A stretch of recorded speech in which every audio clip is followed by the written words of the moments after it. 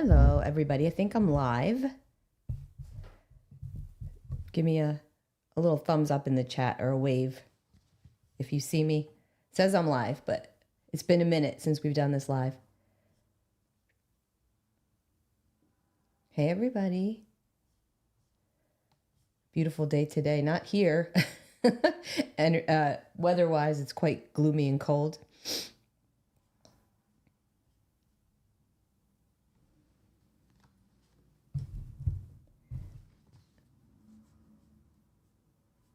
Can you all see me? Hear me?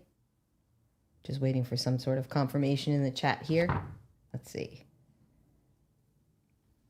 Got a little wave. Hey, Tammy.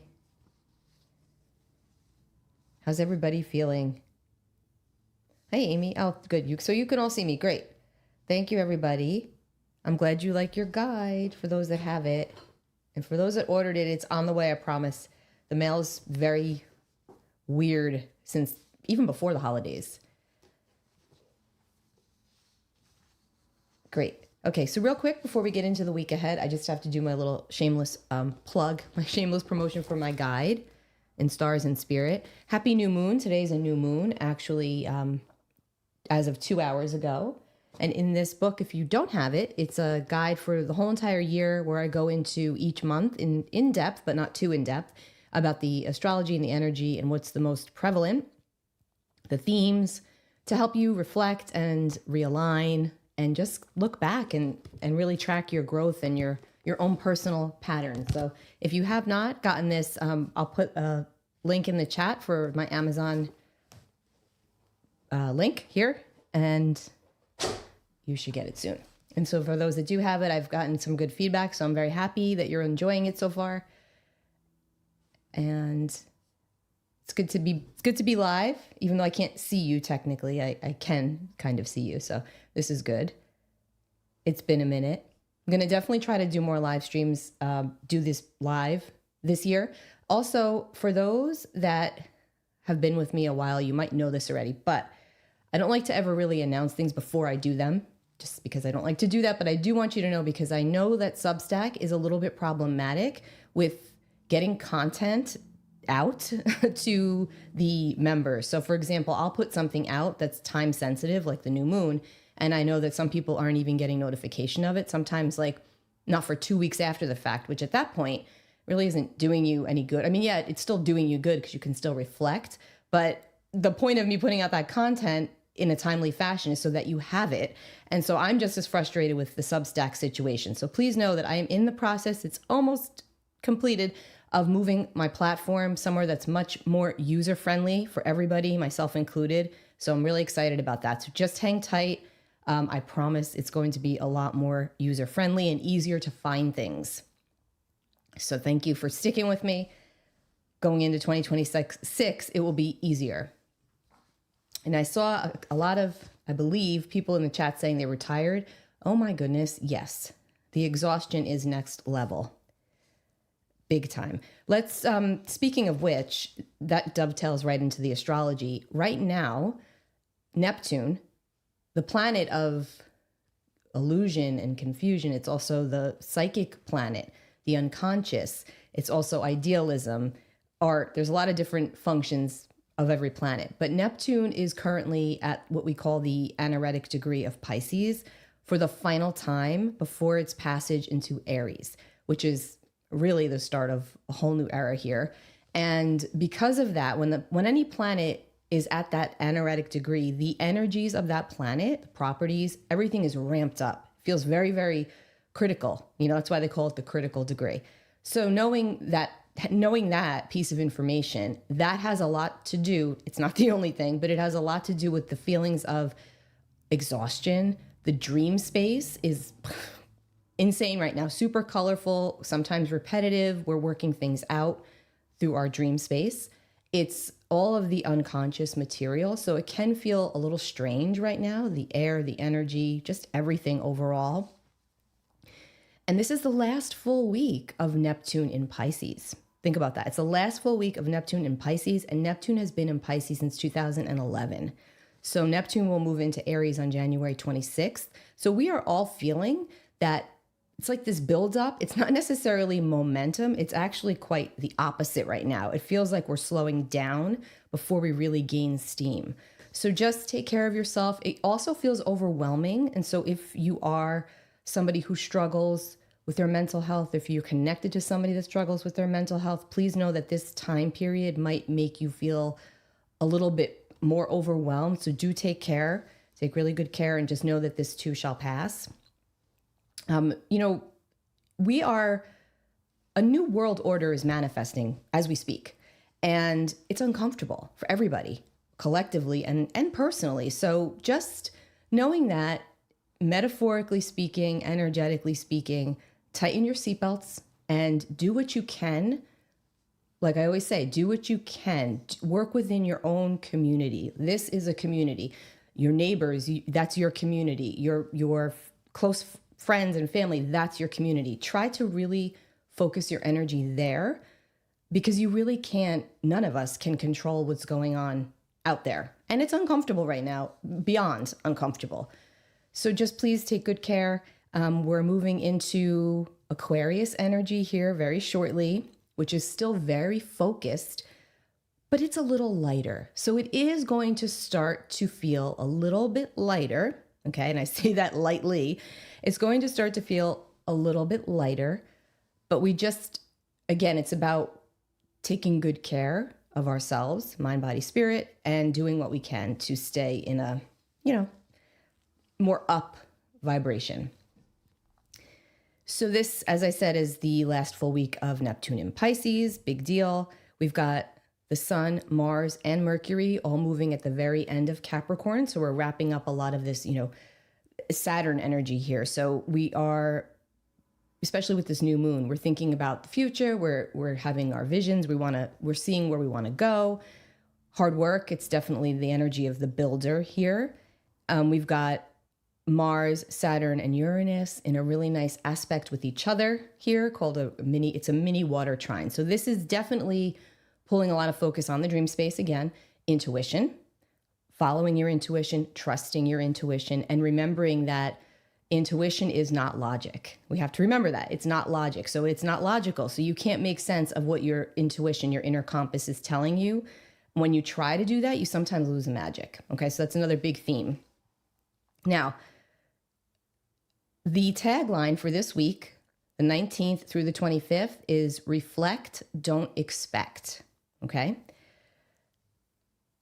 I have a lot of, okay, so you know me, and I don't fear monger, but when I look at charts and I start, channeling the energy for the week ahead, and I look at the astrology, I will tell you when I receive things that I want people to be mindful of. So couple of things here is cars in crowds.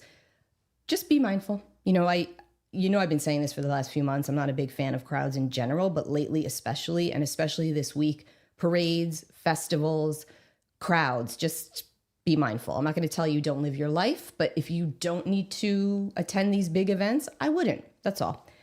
Just be mindful, a little bit more mindful.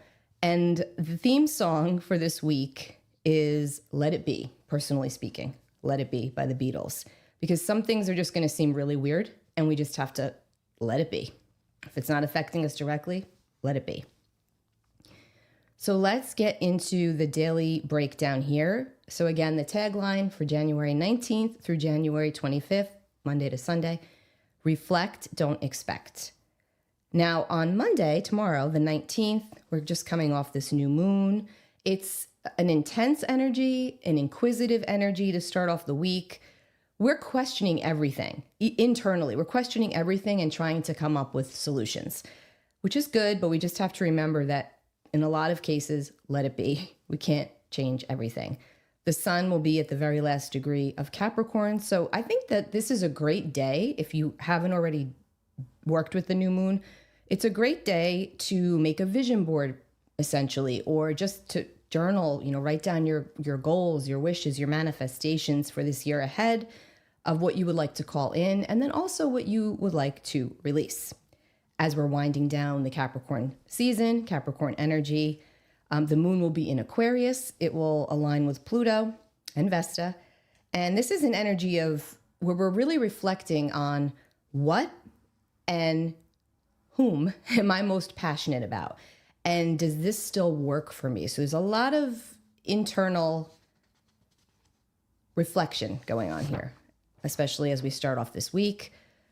Also, Jupiter, the planet of expansion and abundance, amongst other things, will move back to 18 degrees of Cancer. We've got Mars harmonizing with Uranus and Saturn, which is great for drive. It's great for focus, great for getting things done. And then the sun enters Aquarius tomorrow at 8:45 p.m. Eastern time. So happy birthday to all of our Aquarius souls. It is now your season. And collectively speaking, we are now operating as Aquarians, all of us. So we're thinking a little bit more out of the box. We're looking for alternate solutions. We're very dedicated to making one or more things better for ourselves and for the collective. At least that's the Aquarian way. So we're all operating more under the Aquarian energy while the sun is in Aquarius for the next 30 or so days. Then we get to Tuesday the 20th, and Mercury will make a nice aspect called a sextile with Neptune. So Monday into Tuesday, I would expect the dreams to be really, really, really powerful, prophetic even. It doesn't mean literal, but there will definitely be likely information coming in through the dream space as, Mercury is the deliverer of information. And Neptune is, again, the intuition, the unconscious. I would imagine also that dreams might feature water, the element of water very strongly, boats. You feel like you're drowning in your dream, you might be drowning, waves crashing over your head, that kind of stuff. Wouldn't be surprising when we're under these types of energies. Dreams I'm talking about. And then Mercury enters Aquarius early in the morning on Tuesday, joining the sun. Then the moon in Aquarius will square off with Uranus and then go void at 9:16 p.m. Eastern time. So Tuesday going into Wednesday, I would say, again, the dreams are just pay really close attention. And if you have something that's pressing, something that's bugging you, give it up to the divine, to the universe, to God before you go to sleep and just say, okay, show me my next step. You might be pleasantly surprised of what comes through in the dream space. On Wednesday, the 21st, the moon will enter Pisces early in the morning, and the sun will align with Mercury for what we call the Cazimi moment, which is the conjunction of Mercury and the sun. And this is happening at the early degrees of Aquarius, 1 degree. Clarity can come in if you know your chart, check the Aquarius area. But generally speaking, it can just be a day where clarity comes in. You've been waiting on something. You've been waiting on some guidance. You've been waiting on an answer. Wednesday could just bring something forward for you. It could also just be a very creative day where you come up with a great new idea, a different way of doing things, etc. So I like Wednesday. We just have to listen. We have to tune in. Clarity and eloquence empower our communications while Mercury's in Aquarius, and then with the sun and Mercury joining, it could just be a really great day for clarifying conversations. So don't be afraid to communicate, but of course, communicate compassionately. You could receive or obtain a lot of clarity. Great day for meditation. So stay open and stay present, and you might be pleasantly surprised. Thursday, the 22nd, Mercury will align with Pluto, the underworld. This can be a passionate day. You could feel a lot of energy and passion for your ideas, your plans. You could just be feeling very strong and focused and more clear on what it is that you need to research and investigate for yourself to move forward, to move ahead.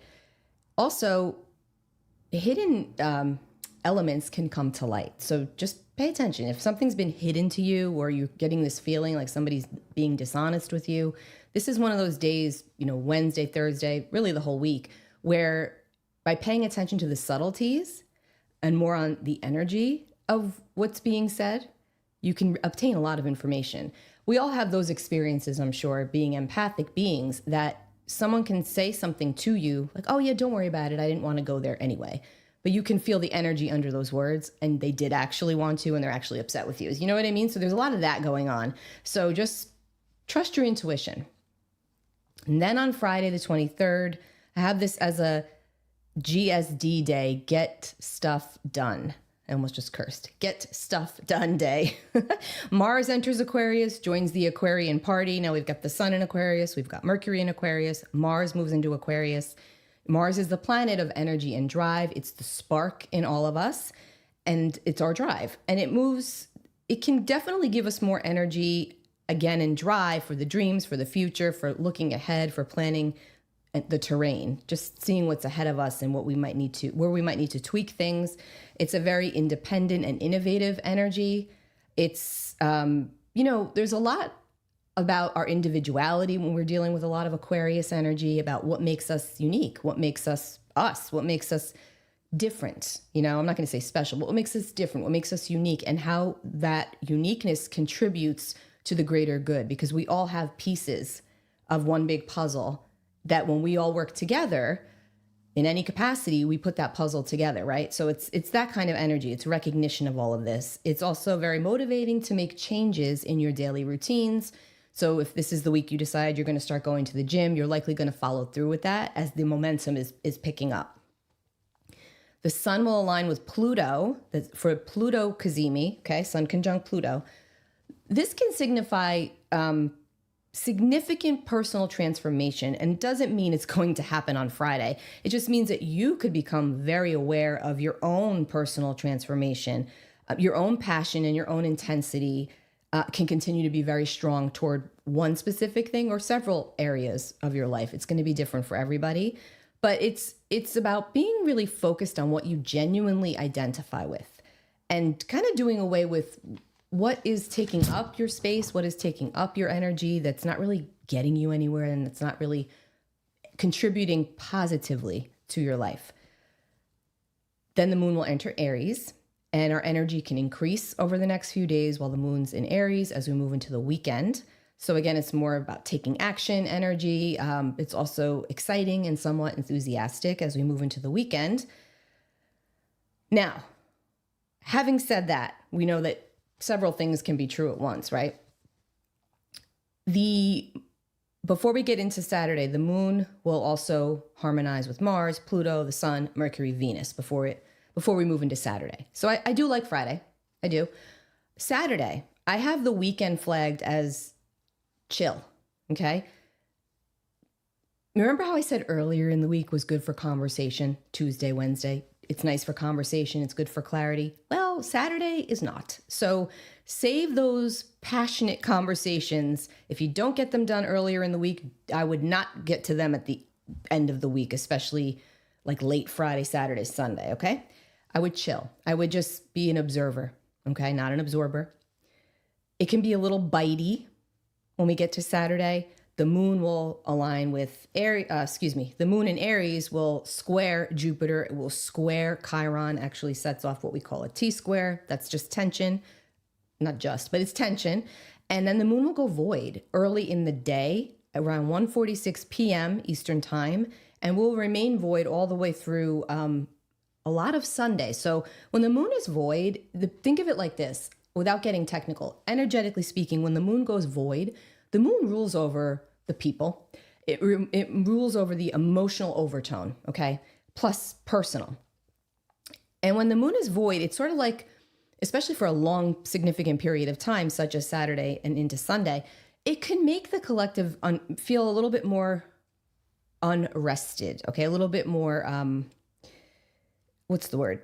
Contentious, just more bitey, more cranky, more emotional, but not in like the best way possible, more excitable. So we just want to watch that. And this feeds into what I was saying about crowds. It is also the weekend. I'm not saying don't leave your house, but use it as fuel and motivation to exercise, to clean things up, to get together with people that you know you're not going to likely get into it with, in a negative way, because it has the potential to be, bitey. And this could definitely be a weekend where politics feature very strongly in your world. Okay. So you just, want to watch that because it can get very bitey. And then on Sunday, the 25th, we have that moon void until 1:05 p.m. Eastern time. And then it moves into Taurus. And so when the moon moves into Taurus, we like that. The moon does very well in Taurus. It's exalted here. Taurus, it can make us just feel more grounded in our body, in our elements. So use Sunday after 1:30 Eastern. Okay. So obviously adjust that for your time zone. If you have anything important to do, like, anybody to have an important conversation with, and you don't get to it by Friday, Saturday, maybe later Sunday after that moon gets on track in Taurus, but I would even wait until, next week at that point. We're also gearing up towards that Neptune moving into Aries on the 26th. So that's next Monday. So please know that, yes, even though the energy can feel like at certain points during this upcoming week, it's ramping up, it can also feel like you just keep hitting the wall. It's like you've got a high, high, high, high, low, low, low, low. And again, let's not forget that we all have our own personal birth chart, our own configuration that does definitely lend to our emotional well-being overall, our physical vitality. So with all these other energies going on, for some, it can feel very energizing, where for others, you're like spinning out and just absolutely exhausted or overly emotional, etc. Saturn moves to the 28th degree of Pisces until early February. Now, I want to mention this because it's closer and closer to an exact alignment with Neptune here at 29 degrees. Think of it like this. Saturn is like the boundaries, okay? The container. And Neptune is all about the dissolution of boundaries, the dissolution of the structures. It's also boundless. So when we have these two coming together in a water sign, coming towards that anaretic degree of Pisces, the 12th sign, water sign, literally speaking, there could be a lot going on right now that we're hearing about. There could be a lot more wet weather, which there has been, not surprising, but more about structures, bridges.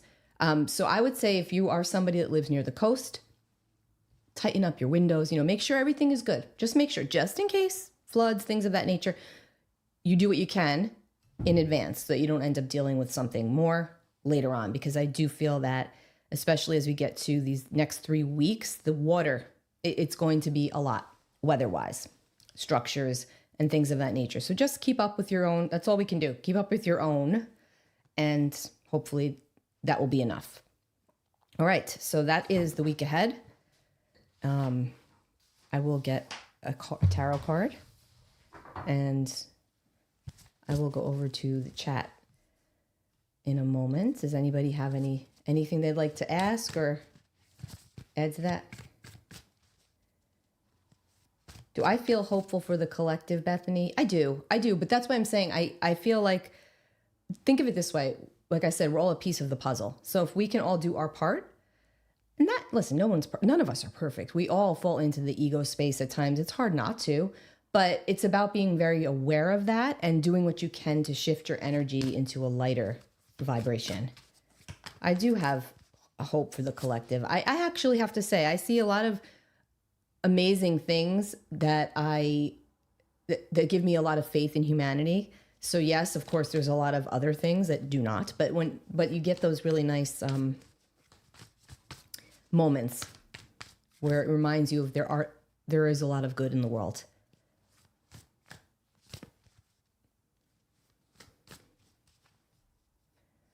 So Bree, you said you actually had a dream this week. This week where you were pushed into water and drowned. Yeah.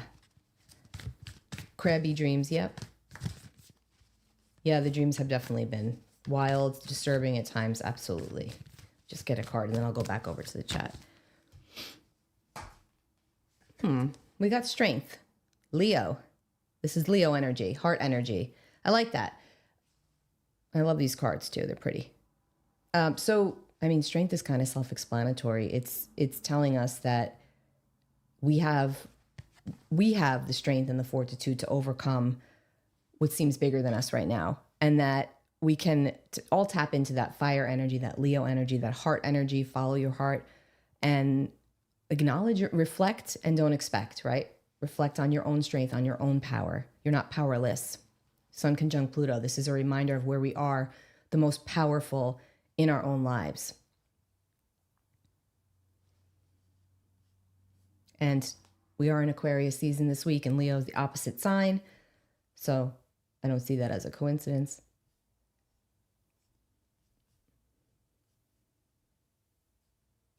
Any special crystals to help to get us grounded? I'm always recommending different crystals, but I definitely have in that book, Linda, for each month, I give recommended crystals. But I'm always a fan, generally speaking, of hematite for grounding. I absolutely love hematite. I think it's great for grounding. But I also would like to say purity. So selenite is a great one. That's an all-around purifier and amplifier of positive energy. So selenite, hematite would be the two that I would say. Catherine, hey Catherine, which planet wins with Neptune and Saturn? Well, yeah. Saturn is stronger, but Neptune's more subtle. So sometimes because Neptune's very nebulous, before you know what's happening, it's over, and it's a slower moving energy. So Neptune is the co-ruler of Pisces, correct? But generally speaking, Saturn's really not that strong in Pisces. So, but overall, energetically, I would say Saturn's stronger of the two. Depending on what we're talking about, though, always layers to the onion. Can I talk about the foundations we choose from the book? The foundations we choose.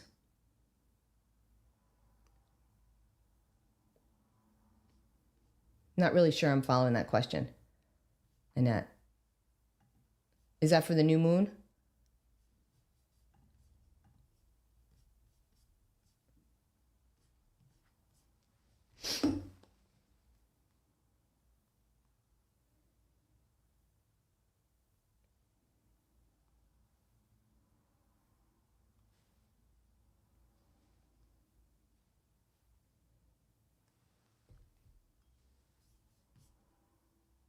Just wait. Foundations we choose would be your what you're choosing to build, not what you're being told you have to do. That's what I mean.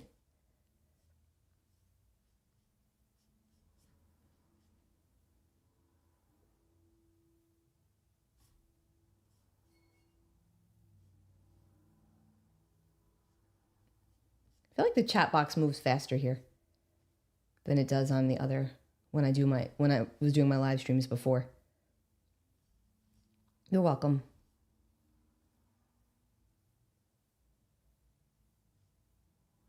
Yeah, on the intention page, yeah. Because remember, Capricorn, the ruling planet is Saturn, so that makes this new moon Saturn ruled, which gives it a lot of groundedness, a lot of structure, a lot of levity. But we have to be very intentional about what we want to create for ourselves, the foundations, emotional, physical, and spiritual, not always what others want us to do. That's the most important thing.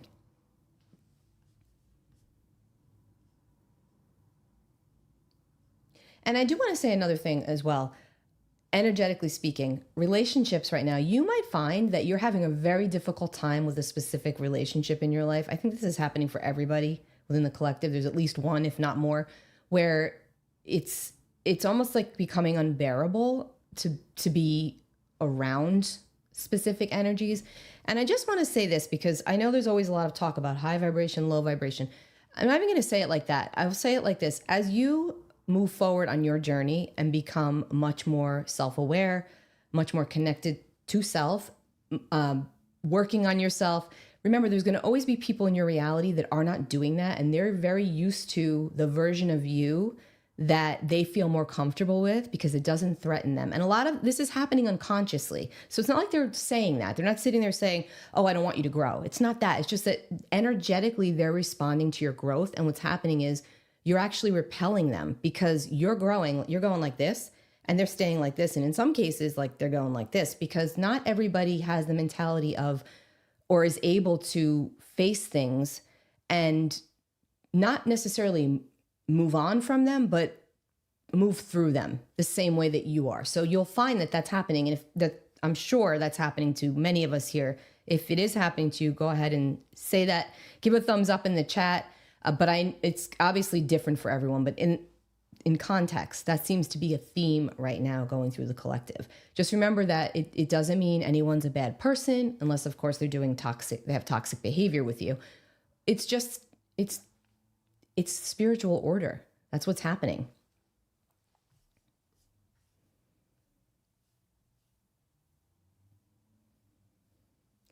I have a big, oh, I thought that was a gray hair. Ay, ay, ay. Speaking of toxic relationships and things that make us crazy, lots of patience, yes. Yes, patience is a virtue. Remember, reflect, don't expect. Because that's what happens when we reflect back to others a truth that they may not be ready or willing to face and or work with. They're unconsciously going to act out toward us. And so it's nothing that we're necessarily doing. It's nothing that we're doing. It's nothing that they're doing. It's the energy.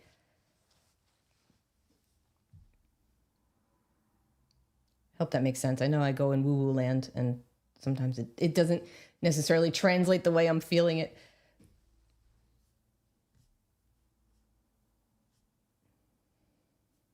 Yeah, definitely. That's why I always say grace. It's about having grace for yourself, of course, but also others. And just remember that everybody's doing the best that they can for the most part. You found your first gray hair. Good for you that it was the first gray hair. I never had any grays until like my early 40s, so I got lucky with that. Thanks, Laura. I love being live too. It's just been kind of hard the last 6 months to get it together. This will be posted in the post, which should be going out shortly. It's already written and everything. I just have to upload the recording. No, thanks. I'm good.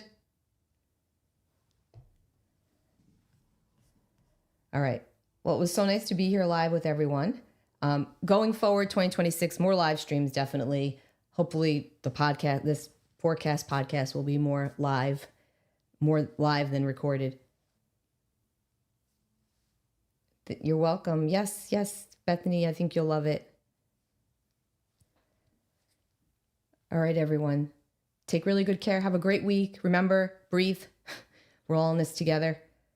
It's going to be a lot. It is a lot. But, we'll get through it. That's why I think it's good to go live. Because it feels like a nice little reprieve for a moment. Take care, everybody.